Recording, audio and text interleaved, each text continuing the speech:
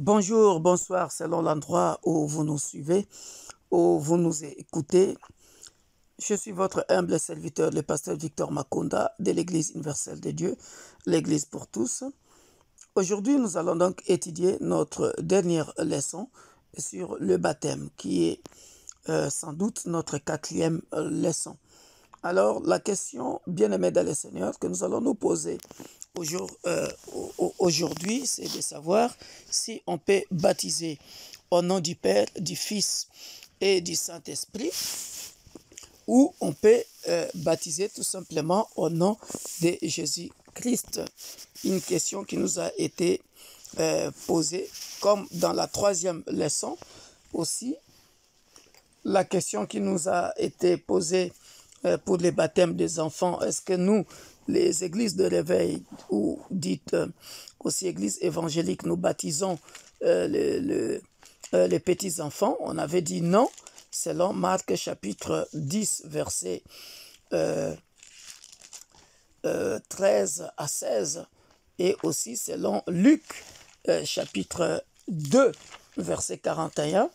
Pour nous, les évangélistes, les évangéliques, nous, les églises de réveil, nous faisons en tout cas ce qui est marqué dans la Bible et selon ce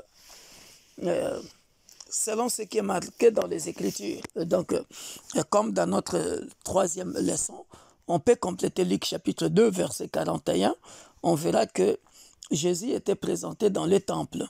La Bible dit que les parents de Jésus allaient chaque année à Jérusalem à la fête de Pâques. Lorsqu'il fut âgé de 12 ans, il y montait selon la coutume de la fête. Et je pense que, voilà, où est-ce qu'on a, là où on a présenté Jésus, voilà, c'est au verset 21. C'est au verset 21. Luc chapitre 2, verset 21. Luc chapitre 2, verset 21. Le 8e jour auquel l'enfant devait être circoncis étant arrivé, on lui donna le nom de Jésus, nom qu'avait indiqué l'ange avant qu'il soit conçu dans le sein de sa mère. Et quand les jours de leur purification furent accomplis, selon la loi de Moïse, Joseph et Marie les portèrent à Jérusalem pour les présenter au Seigneur, suivant ce qui est écrit dans la loi du Seigneur. Tout mâle premier-né sera consacré au Seigneur et pour offrir en sacrifice 2 tourterelles et 2 jeunes pigeons, comme cela est prescrit dans la loi du Seigneur. Donc nous voyons bien ici, on n'a pas baptisé Jésus-Christ, bien-aimé dans le Seigneur, mais l'enfant était présenté au temple. Voilà, que ça soit clair avec nous par rapport à l'Église catholique qui baptise des bébés. Nous, on présente l'enfant au Seigneur et dès que l'enfant grandit, à l'âge où il est conscient, où il veut s'engager avec le Seigneur, et lui-même se décidera pour prendre son baptême. Voilà pourquoi dans notre troisième leçon, on avait donc parlé de ça aussi dans Marc 10.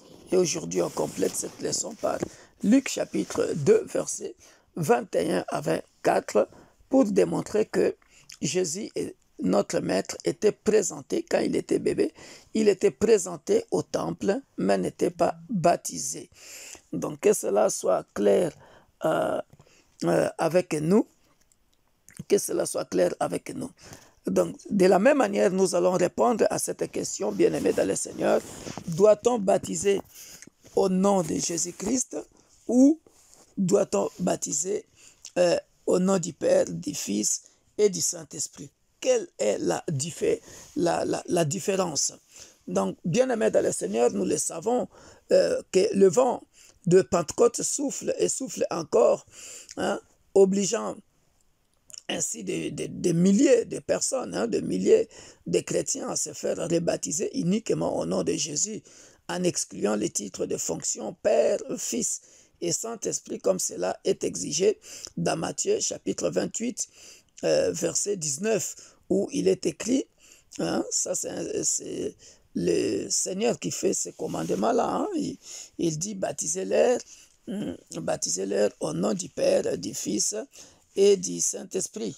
Hein, nous connaissons ces passages-là. Allez, faites de toutes les nations des disciples, les baptisant au nom du Père, du Fils et du Saint-Esprit. Cependant, nous voyons aussi, bien-aimés dans le Seigneur, que il y a dans Actes chapitre 2, verset 38, dans Actes chapitre 2, verset 38, nous voyons, bien-aimés dans le Seigneur, nous allons les lire. Pierre leur dit, répentez-vous et que chacun de vous soit baptisé au nom de Jésus-Christ à cause du pardon de vos péchés et vous recevrez les dons du Saint-Esprit. Alléluia. Donc ici, on parle tout simplement du baptême au nom de Jésus-Christ. Alors maintenant, nous allons nous poser la question, quelle a été l'attitude des apôtres face à cet ordre? Ont-ils obéi à leur maître? Sont-ils allés? Ont-ils fait de toutes les nations des disciples en les baptisant au nom du Père, du Fils et du Saint-Esprit? Donc nous allons au fur et à mesure répondre à toutes ces questions. Donc le Seigneur lui-même nous répond, bien-aimés, dans l'Évangile, dans Luc chapitre 24 au verset 49, en s'adressant à ses disciples, leur donne un autre ordre formel de ne pas quitter la ville de Jérusalem jusqu'à ce qu'ils soient revêtus de la puissance d'en haut. Donc cela constitue clairement une preuve aux yeux de chaque lecteur qu'aucune activité apostolique n'a été entreprise avant la venue du Consolateur, je vais dire donc le Saint-Esprit. Donc les apôtres devaient d'abord être équipés de cette grande puissance d'en haut avant d'aller témoigner le Maître et le Seigneur au travers le monde. Vous voyez, ça c'est très important à savoir. Donc à propos de ceux qui peuvent être baptisés, Marc 16 nous donne aussi la précision suivante. Il ne s'agit plus d'une obligation comme cela a été dit dans l'évangile de Matthieu, mais plutôt une décision personnelle, ce que j'ai expliqué plus haut. Nous ne baptisons pas les enfants, mais les enfants doivent grandir à un âge de maturité, prendre une décision personnelle qui doit être prise librement d'ailleurs, sans le forcer. Ça, on a étudié ça dans les leçons précédentes.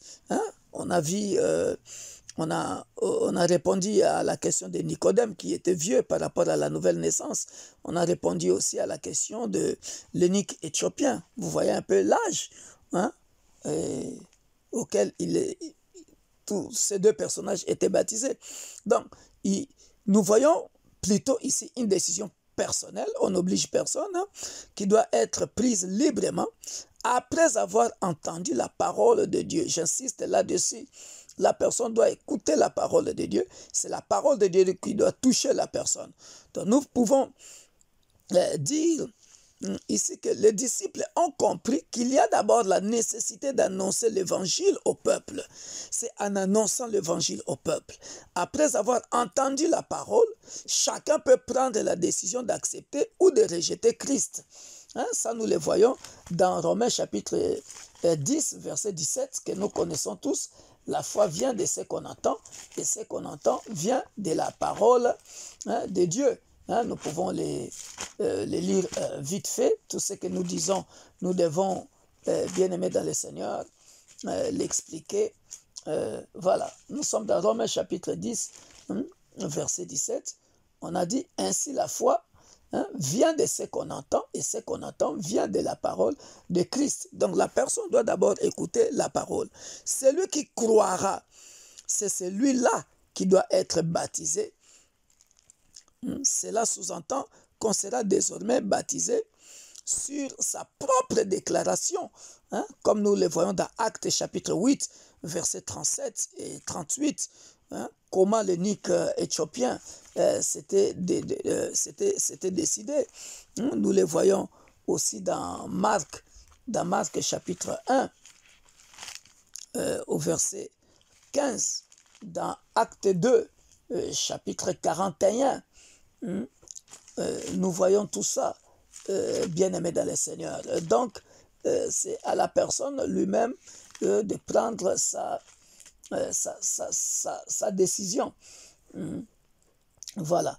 Donc, dans Marc chapitre 1, la Bible dit, il disait, le temps est accompli, le royaume de Dieu est proche, répentez-vous et croyez à la bonne nouvelle. Donc ça, c'est Jean-Baptiste qui est en train de le dire ça, au verset 14. Après que Jean ait été livré, Jésus alla dans Galilée, prêchant l'évangile de Dieu. Il disait, le temps est accompli et le royaume de Dieu est proche. Répentez-vous et croyez à la bonne nouvelle. Donc ça sont des conditions bien-aimées dans le Seigneur. Donc quand la personne doit d'abord écouter la parole et à partir de ça, être baptisé. Donc quant à Jean l'évangéliste, dans Jean chapitre 16, verset 12 à 15, son message semble exprimer la même idée que celle de Luc 24, verset 49. Dans cette partie de l'évangile, le maître parle de la nécessité de cette puissance d'en haut sans laquelle il est impossible à l'homme d'appréhender les réalités spirituelles. Le Seigneur leur dit même le rôle que jouera le consolateur dans Jean 14, 26, que nous savons tous, quand le consolateur viendra, il vous annoncera. Voilà. Et donc quand nous lisons Luc chapitre 24, 49, c'est pareil aussi. Nous voyons ici le rôle que le Saint-Esprit va faire. Luc chapitre 24 au verset 49, il est écrit, Luc chapitre 24 au verset 49, « Et voici, j'enverrai sur vous ce que mon Père a promis, mais vous, restez dans la ville jusqu'à ce que vous soyez revêtus de la puissance d'en haut. » Alléluia. Ça, c'est ce que nous avons aussi lu dans le livre des Actes des Apôtres. À la lumière de ces 4 évangiles, qui sont d'ailleurs complémentaires, bien-aimés dans le Seigneur, nous constatons que les instructions données par le Seigneur ont été scrupuleusement respectées. Tous les disciples étaient dans l'expectative. Ce que je viens de lire là, c'est... quand je dis tous les disciples étaient donc dans l'expectative, c'est-à-dire, nous le verrons dans Actes chapitre 1, verset 12 à 14, où ils attendent. Ils étaient tous dans l'étonnement et ne sachant que penser. Ils se disaient les uns aux autres, que veut dire ceci? Mais d'autres se moquaient et disaient, ils sont pleins de vin doux. Alors Pierre, se présentant avec les 11, éleva la voix et leur parla en ces termes, « Hommes juifs et vous tous qui séjournez à Jérusalem, sachez ceci et prêtez l'oreille à mes paroles. Ces gens ne sont pas ivres comme vous le supposez, car c'est la 3e heure du jour. Mais c'est ici qui a été dit par le prophète Joël, dans les derniers jours, dit Dieu, je répandrai de mon esprit sur toute chair, vos fils et vos filles prophétiseront. Donc, voilà pourquoi je disais, ils étaient dans l'expectative, parce qu'ils devraient recevoir la puissance du Saint-Esprit, le consolateur. Cependant, la révélation, bien-aimée dans le Seigneur, de Matthieu 28, 29, il eut lieu le jour de Pentecôte, quand, répondant à la question, « Hommes frères, que ferons-nous » Le Saint-Esprit, par le canal de Pierre, dit ceci, « Répentez-vous et que chacun de vous soit baptisé au nom de Jésus-Christ. » Au nom de Jésus-Christ. Dans Acte 2, chapitre verset 38 39 que je venais de lire, donc le Père, le Fils et le Saint-Esprit, c'est le Seigneur Jésus-Christ lui-même. C'est le Seigneur Jésus-Christ lui-même. Voilà, donc je suis en train d'expliquer tout ça pour que nous puissions comprendre que là où Matthieu parle, Matthieu 28, 19 parle du nom du Père, du Fils et du Saint-Esprit. Et nous voyons ici, bien-aimés dans le Seigneur, tout ce que je viens de lire là, Luc 24, 49, Acte 2, nous voyons qu'ils étaient là en train d'attendre le Saint-Esprit. D'attendre d'abord le Saint-Esprit. Donc nous verrons après que le commandement du Seigneur, comme vous l'avez remarqué, est de baptiser au nom du Père, du Fils et du Saint-Esprit. Mais la révélation par le Consolateur et la mise en pratique dans les actes des apôtres, ce sont des baptêmes au nom de Jésus-Christ. Rappelez-vous de Matthieu chapitre 3. Ce sont des baptêmes au nom de Jésus-Christ. Matthieu chapitre 3 que nous avons lu, où lui-même, Jean-Baptiste va dire, moi, je vous baptise d'eau, mais c'est lui qui viendra après moi. Lui, il vous baptisera de l'Esprit, c'est-à-dire Jésus-Christ. Jésus-Christ, qu'on a appelé le baptême de feu, le baptême du Saint-Esprit, ou aussi le baptême de feu. Voyez? Donc, bien-aimés dans le Seigneur, au regard de tout ça, lorsque nous revenons encore,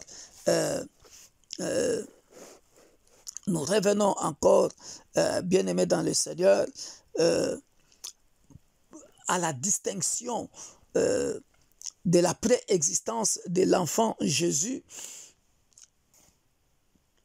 par rapport au baptême, nous allons voir que, bien-aimés dans le Seigneur, le baptême au nom du Père, du Fils et du Saint-Esprit, et le baptême au nom de Jésus-Christ, vous allez voir, bien-aimés, comme le déclare Burckhardt, lui, il aime bien revenir au principe apostolique de l'Église primitive. Et nous baptisons au nom de Jésus-Christ. Pourquoi? Parce que, bon, d'abord, lorsque nous regardons le message divin qui fut transmis à Joseph avant la naissance du Christ, est le suivant. La Bible dit, Joseph, fils de David, ne crains pas de prendre avec toi Marie, ta femme, car l'enfant qu'elle a conçu vient du Saint-Esprit. Gardons bien ça, hein? Vient du Saint-Esprit. Elle enfantera un fils, et tu lui donneras le nom de Jésus. C'est lui qui sauvera son peuple de ses péchés. Comparé à Matthieu 1, 21 avec Ésaïe 35, 4 à 6. Comme Michée aussi le dit dans chapitre 5, verset 1. Et Jean répète la même chose au chapitre 8, verset 42.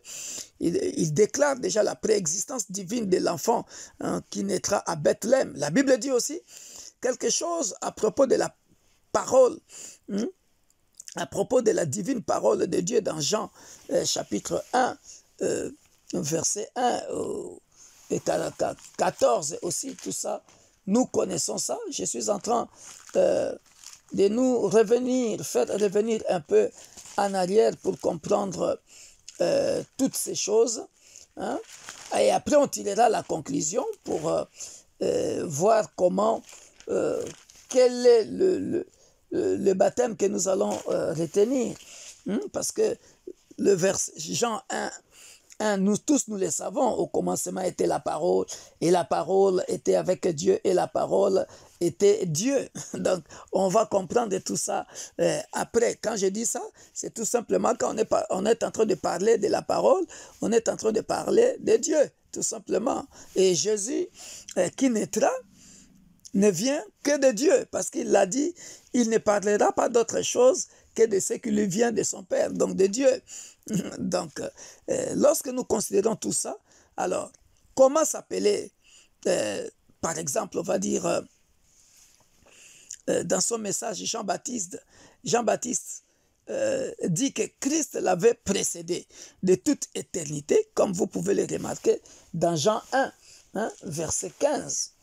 Dans Jean 1, verset 15, il dit, Jean, lui, y a rendu témoignage et s'est écrié, c'est celui dont j'ai dit, celui qui vient après moi m'a précédé, car il était avant moi.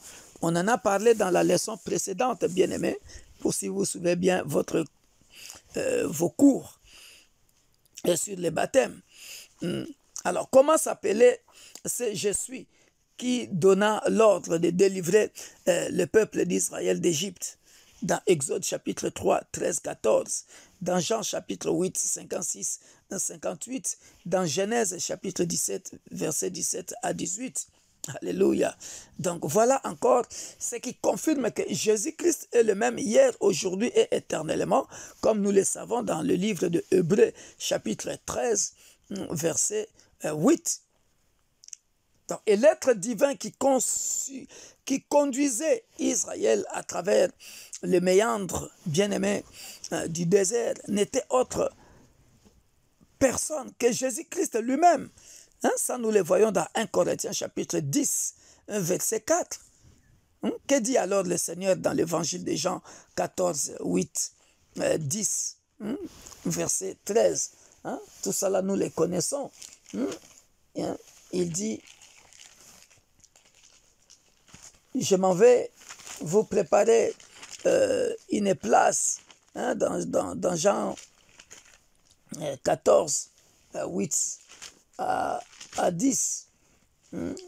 Hein? Il dit, Jésus est en train de dire là, Philippe lui dit, Seigneur, montre-nous le Père, et cela nous suffit. Jésus lui dit quoi?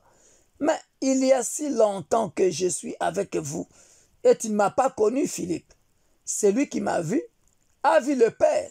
Comment dis-tu, montre-nous le Père? Donc, qui a vu Jésus a vu le Père. Là, je suis en train de vous donner déjà des réponses. Donc, baptiser au nom de Jésus-Christ suffit. Ça ne sert à rien de dire, je te baptise au nom du Père, du Fils et du Saint-Esprit. Puisqu'il dit, qui m'a vu a vu le Père. Mais bon, je suis en train de donner toutes ces démonstrations pour que, bon, nous puissions très bien comprendre ça. Au verset 10, il dit, ne crois-tu pas que je suis dans le Père et que le Père est en moi? Les paroles que je vous dis, je ne les dis pas de moi-même. Et le Père qui demeure en moi, c'est lui qui fait les œuvres. Alléluia. Voilà, donc ce sont des petites explications que je suis en train de nous donner à vous qui êtes dans l'école du ministère pour savoir si tu peux baptiser au nom du Père, du Fils et du Saint-Esprit ou tu peux baptiser seulement au nom de Jésus-Christ. Donc lisez bien tous ces passages, ça va beaucoup vous aider. Voilà, donc on voit encore témoin de Jésus. Jean nous révèle aussi cette vérité cachée, hein, de tous les temps dans ses épîtres, hein, dans 1 Jean chapitre 5, 1 Jean chapitre 5 verset 20, et ça aussi j'aime bien, dans 1 Jean chapitre 5 verset 20, où il dit, nous savons aussi que le Fils de Dieu est venu et qu'il nous a donné l'intelligence pour connaître le véritable, et nous sommes dans le véritable, en son Fils Jésus-Christ. C'est lui qui est le Dieu véritable et la vie éternelle. Donc, Jésus est Dieu. Alléluia. Gloire au Seigneur. Voilà, donc nous sommes en train de faire toutes ces démonstrations pour que nous puissions comprendre si on peut baptiser tout simplement au nom de Jésus-Christ ou on peut baptiser au nom du Père, du Fils et du Saint-Esprit. Donc, 1 Jean chapitre 5 verset 20 est aussi clair. C'est lui qui est le Dieu véritable et la vie éternelle. Alléluia.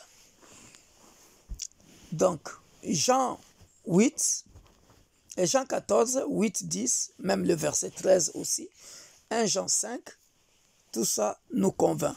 Dans Ésaïe 9, 5, le Seigneur Jésus est appelé par 5 titres de fonction. parmi ces 5 titres, nous avons, Jésus est appelé Père éternel, donc le nom du Père qui signifie Yahweh l'éternel, le nom du Fils est Jésus, Jésus qui signifie Yehoshua, qui signifie l'éternel qui sauve. Le nom du Saint-Esprit, c'est l'Esprit du Seigneur, c'est l'Esprit du Seigneur. Le nom du Saint-Esprit, c'est l'Esprit du Seigneur dans 2 Corinthiens chapitre 3, versets 17 et 18, ou Roua, on a déjà étudié ça, dans le nom du Seigneur. Il s'appelle aussi El Roua, c'est-à-dire le maître de tous les esprits, Yahweh. En Jésus, il y a lui-même le Fils, le Père et le Saint-Esprit, comme nous venons de le démontrer dans Jean 8, dans Jean 14, pardon, 8, 10 et 13, comme nous venons aussi de le démontrer dans 1 Jean chapitre 5, verset 20. Donc, c'est ainsi que les 12 réalisèrent qu'en Jésus, ils ont la plénitude de la divinité, comme il est écrit dans Colossiens chapitre 2, versets 9 à 10, dans Jean chapitre 5, versets 17 à 18, verset 17 à 18, parce que dans Ésaïe 9, 5, car un enfant nous est né, un fils nous est donné, et la domination reposera sur son épaule. Regardez tout ça, toutes ces attributions. On l'appellera admirable, c'est Jésus. Admirable conseiller, Dieu puissant, c'est Jésus toujours. On l'appellera Père éternel, c'est Jésus toujours. Prince de la paix, c'est Jésus toujours. Vous voyez ça? Donc toutes ces attributions-là, ils sont là dans Ésaïe. Voilà pourquoi je suis en train de faire toutes ces démonstrations. Donc en Jésus, il y a la plénitude de la divinité. Il y a la plénitude de la divinité, bien-aimés dans le Seigneur. Nous avons dans Jean chapitre 5, versets 17 à 18. Mais Jésus leur répondit, mon Père agit jusqu'à présent, moi aussi j'agis. À cause de cela, les Juifs cherchaient encore plus à le faire mourir, non seulement parce qu'ils violaient le sabbat, mais parce qu'ils l'appelaient Dieu, son propre Père, se faisant lui-même égal à Dieu. Vous voyez, donc tout ça, j'aimerais que nous puissions comprendre ça, cher peuple de l'Église universelle de Dieu, que Jésus est Dieu. Il y a en Jésus la plénitude de Dieu. Donc nous pouvons aussi le lire dans Jean chapitre 10, au verset 30. Au verset 30, dans Jean chapitre 10, au verset 30. Moi et le Père, nous sommes un. Il le dit clairement. Moi et le Père, nous sommes un. Moi et le Père, nous sommes un. Donc, on baptise au nom de Jésus-Christ. Ça ne sert à rien de dire au nom du Père, du Fils et du Saint-Esprit. Parce que qui a vu le Père a vu le Fils. Voilà. Donc, je donne toutes ces démonstrations pour que ça entre vraiment bien. Donc, en Jésus, il y a aussi la plénitude de l'Esprit, selon Ésaïe, chapitre 11, versets 1 à 2. Ésaïe chapitre 11, verset 1 à 2. Lisons. Il dit, et puis un rameau sortira du tronc d'Isaïe, et un rejeton naîtra de ses racines. L'Esprit de l'Éternel reposera sur lui. Vous m'entendez souvent dire ça pendant l'intercession quand nous prions. L'esprit de sagesse et d'intelligence, esprit de conseil et de force, esprit de connaissance et de crainte de l'Éternel. Alléluia. Nous les trouvons aussi dans Luc chapitre 3, 21, 22. Vous pouvez lire tous ces passages que je suis en train de nous donner. Donc, comme les apôtres et les disciples connaissaient bien ces choses, ils baptisaient toujours au nom du Seigneur Yahweh, qui signifie donc le Père que je viens de démontrer en haut, Jésus, Yehoshua, qui signifie l'Éternel qui sauve, Christ, loin de l'Esprit, ou Roua, Yahweh ou l'Esprit du Seigneur.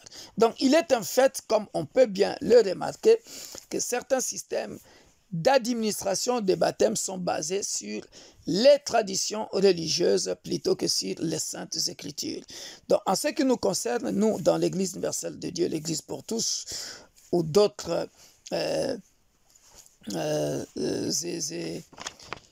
églises évangéliques aussi, bien-aimées dans le Seigneur, nous baptisons donc au nom de Jésus-Christ. Voilà, donc vous pouvez le remarquer, je vais nous donner quelques exemples de baptême au nom de Jésus-Christ. Vous les lirez dans Actes chapitre 2, 37 à 40, avec les Juifs. Vous les lirez dans Actes chapitre 8, 12 à 16, avec les Samaritains. Actes chapitre 8, 36 à 38, l'eunuque éthiopien, que nous avons parlé dans les leçons précédentes. Actes chapitre 10, 44 à 48, chez Corneille avec les païens. Nous avons vu ça dans la leçon précédente, où j'avais dit qu'il y a des gens qui peuvent commencer par le baptême du Saint-Esprit. Et après, on les amène dans le baptême d'eau, parce que le baptême doit être complet. On en avait parlé. Nous avons dans Actes chapitre 9, 17, 19, Saul de Tarse. L'exemple de Saul de Tarse. Acte 16, chapitre 13, Acte chapitre 16, verset 13 à 15. Cette femme Lydie qui a accepté de prendre, d'accueillir les apôtres, qui s'était fait baptiser aussi avec sa famille. Nous connaissons Acte 16, 31, 34, l'histoire du geôlier. Si tu crois, tu seras sauvé, toi et ta famille. Acte 19, 1 à 6, les disciples de Jean-Baptiste, on en a parlé dans la leçon précédente.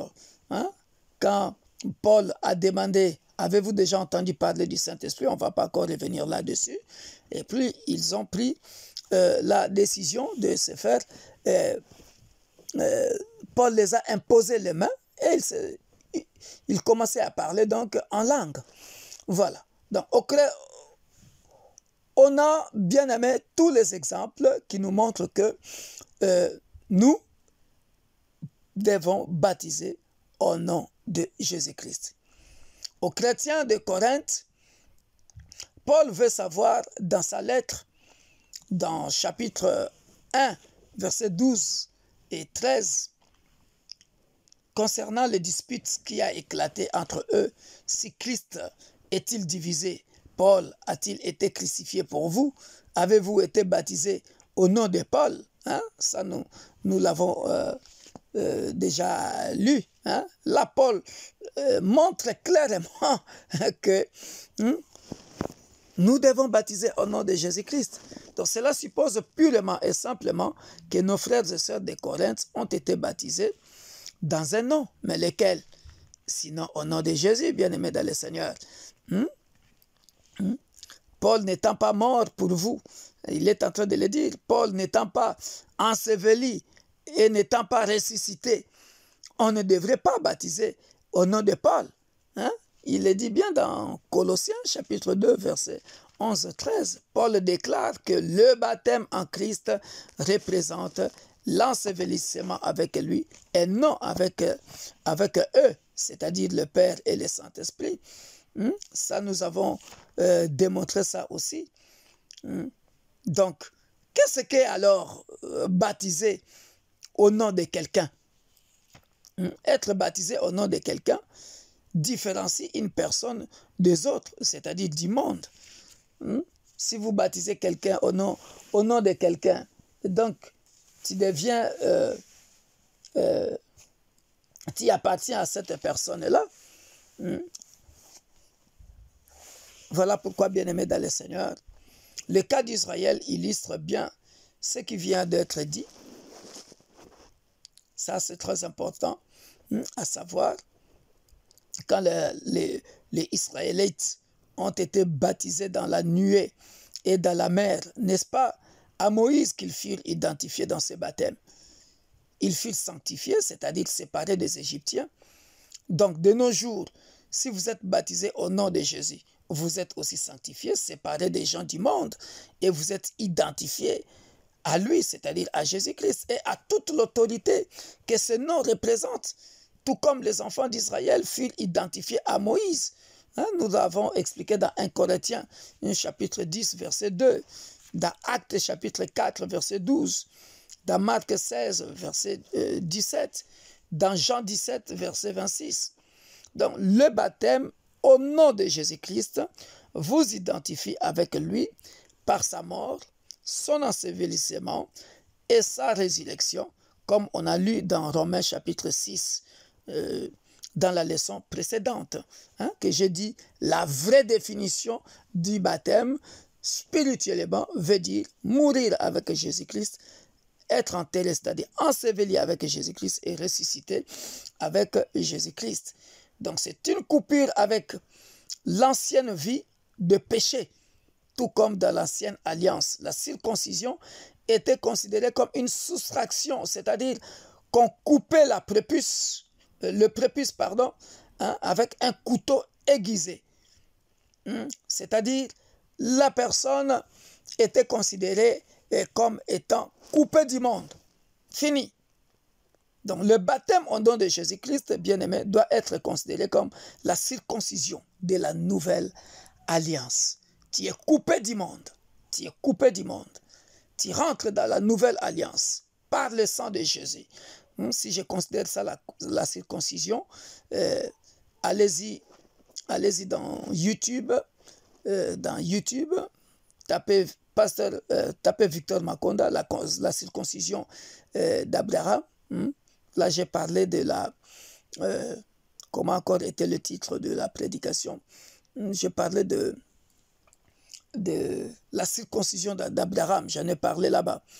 Voilà. Donc, bien-aimés dans le Seigneur, après avoir été baptisés au nom de Jésus-Christ, ce qui nous reste maintenant, bien-aimés, à faire, c'est, il faut comprendre, comme j'avais dit, la nouvelle naissance commence. On est bébé, on est né de nouveau maintenant, la nouvelle naissance commence. On commence à boire le lait spirituel. On porte des couches, c'est-à-dire le Père spirituel, c'est-à-dire Jésus-Christ commence à te laver, à te purifier. Tu commences maintenant à mener une vie de repentance, une vie de sanctification, de l'humilité. De l'humilité. Jésus-Christ commence à marcher avec toi. Tu es dans le berceau, comme j'avais dit. Tu es dans le berceau. Il est en train de te porter, de t'enlever les couches, comme un bébé, quoi. De te changer les habits. Tu marches à quatre pattes. Tu tombes. Tu te relèves. Tu prends des coups. C'est ça la vie chrétienne. Tu prends des coups, tu te relèves. Petit à petit, tu finis, tu ne manges plus de lait, tu ne bois plus de lait. Tu commences à manger la nourriture solide. Tu grandis, tu grandis, tu grandis. Et voilà, tu deviens mature. Ah, bravo! Là, maintenant, la vie de la nouvelle naissance, la vie de sanctification, l'humilité, c'est parti. Là, maintenant, tu deviens ce que l'apôtre Paul dit. Ce n'est plus moi qui vis, c'est Christ qui vit en moi. Bravo! Gloire au Seigneur. Soyez bénis, bien-aimés. C'était notre dernière leçon sur le baptême. Que Dieu vous bénisse. Amen. C'était votre humble serviteur, le pasteur Victor Makonda de l'Église universelle de Dieu. Soyez bénis. Bye bye.